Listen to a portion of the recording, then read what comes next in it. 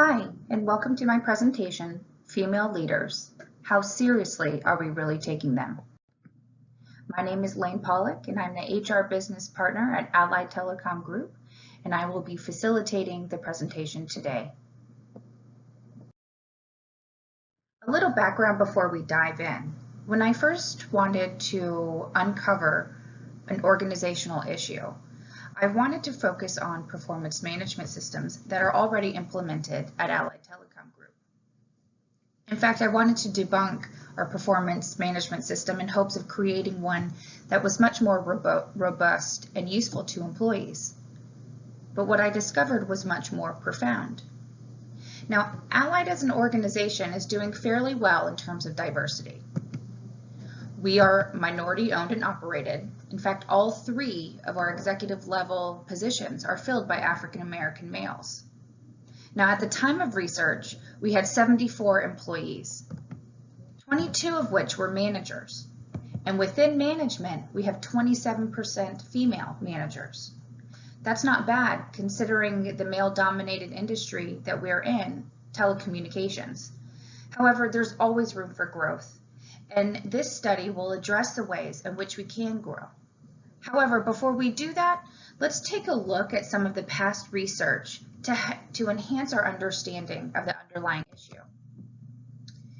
Any research surrounding gender in the workplace is going to come across the social role theory.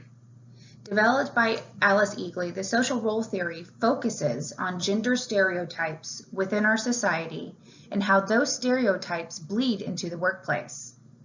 The social role theory helps explain why men are more likely to be in a position of higher pay and higher power, and why women tend to hold positions that are more nurturing in nature, such as human resources or customer service. Now, stemming from the social role theory is the role congruity theory, also developed by Alice Eagley. This theory postulates that female leaders will be viewed positively when they hold roles that are more congruent with their typical social roles. So, for example, since men are more likely to be in positions of power according to the social role theory, the role congruity theory might show up in the workplace as I am more likely to agree with my manager if my manager is male. I am more likely to listen to an IT specialist when the IT specialist is a male, because males are more likely to hold technical positions. I am more likely to accept feedback from an HR representative when the HR representative is a female. Again, because the social role theory says that women tend to have more nurturing roles. Anyone operating outside of these quote-unquote norms, say a female manager or a female IT specialist, could be exposed to gender bias. Taking into consideration these 2 theories, much research has been done on the subject of gender bias in the workplace. For example, one such study suggested that females are more patient and understanding, while males are more assertive. This could lead to the assumptions that males make for better and more effective managers, while females might be too emotional for leadership roles.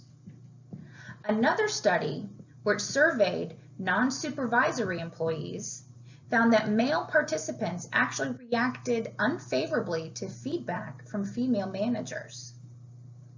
And the last study I'd like to mention resulted in participants showing some level of prejudice against females, especially if those females were working in a male-dominated industry.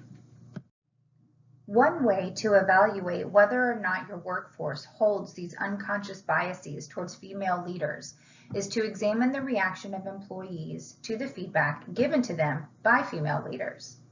I looked at Allied's workforce to see if we did in fact hold any type of gender biases towards our female leaders. Allied, as mentioned before, being in the telecommunications industry, consisted of 74 employees who were asked to participate in this study.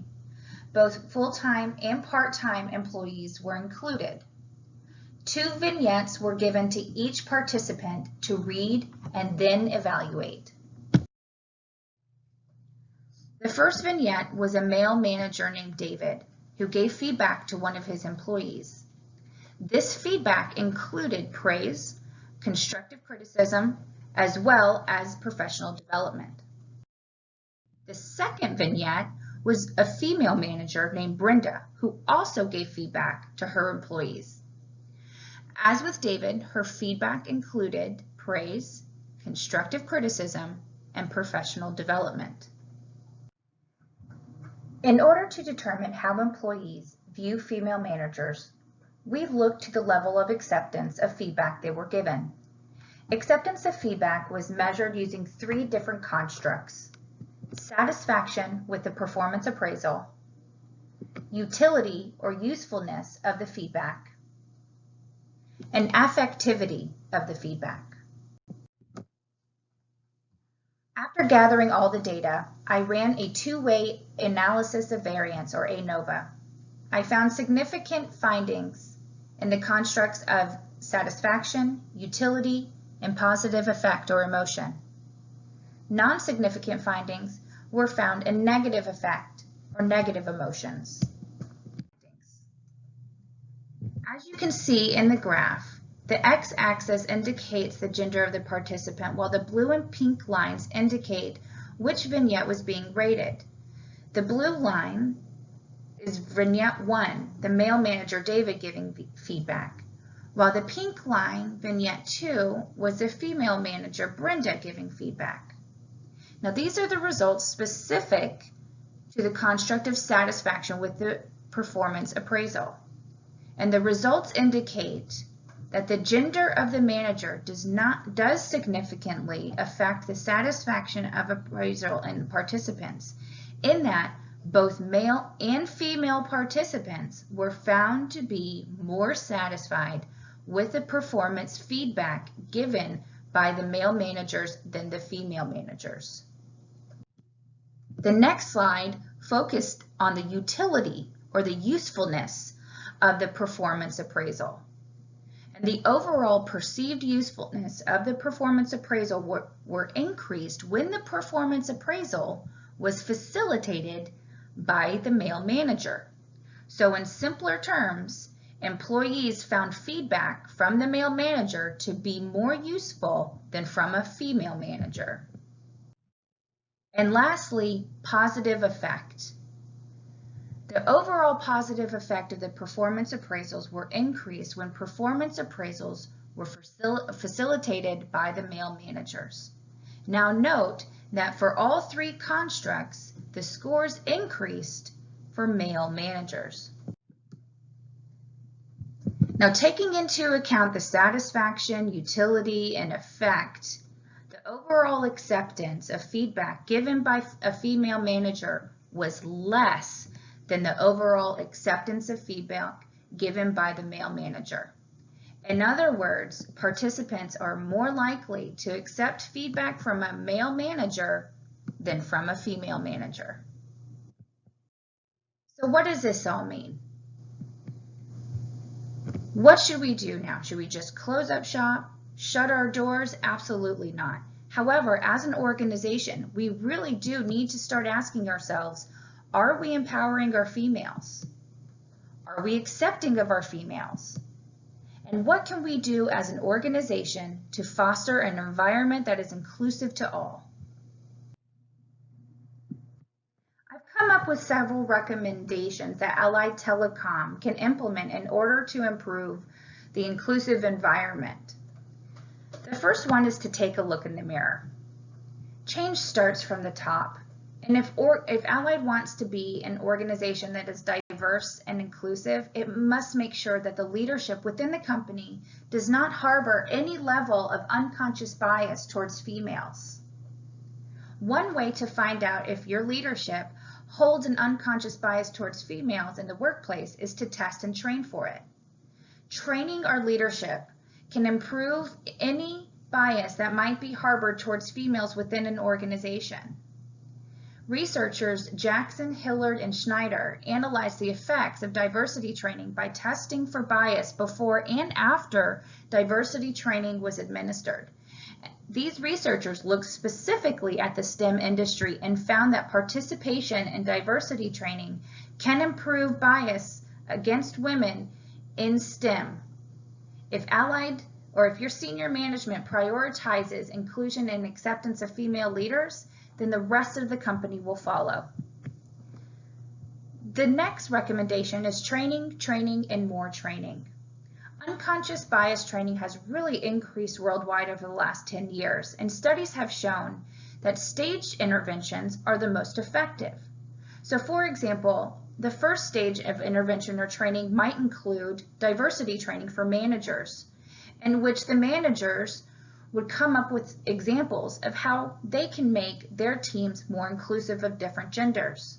The second stage would involve the managers actually logging instances in which they implemented their examples from the previous training. And the third stage would involve the entire team going through the same gender diversity training and identifying new ways to create a safe and equitable work environment for both males and females. The last recommendation would be recruiting. Diversifying recruiting efforts would help Allied Telecom become more accepting of female leaderships. In fact, many large companies such as GE, Airbnb, Lyft, and Xerox have begun to set targets to increase the number of women in leadership roles or male-dominated departments. The more females we have in leadership roles at Allied Telecom, the more likely we will increase the acceptance of females holding positions that are traditionally held by men. I want to thank you so much for listening to my participation. In particular, I'd like to thank Allied Telecom for allowing me to dissect your organization and to all those who participated in the research, as well as Dr. Afra Ahmed and Stephen Zoe for your guidance and support, and Grace Liu for all of your wonderful feedback.